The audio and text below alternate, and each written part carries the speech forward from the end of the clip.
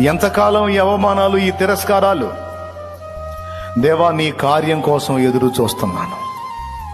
యెహోవా, నీ కార్యముల కొరకు నిరీక్షణతో ఎదురు చూస్తున్నా. యెషయా అంటాడు, యెహోవా కొరకు ఎదురు చూచువారు నూతన బలం పొందుతారు. క్రొత్త కార్యాలు చూస్తారు, క్రొత్త బలాన్ని కూడా పొందుతారు.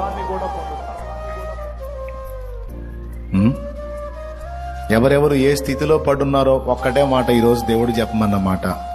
నేను ఈ స్థితిలో పడున్నాను, నా గతి ఏంది అని అడిగిన వారికి ఒక్క ముక్క చెప్పవా ఈరోజు అన్నాడు. అది చెబుతున్నా.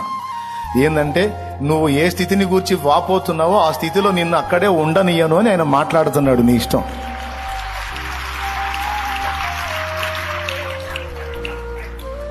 దుర్వ్యసనాల్లో చిక్కుబడిపోయి బురదలో పందికి నాకు తేడా లేని బతుకుతున్నాను. ఎంతకాలం అంటే దేవుడు అంటున్నాడు, నిన్ను ఆ స్థితిలో ఉండనియను. నువ్వు నా వైపు చూస్తున్నావుగా.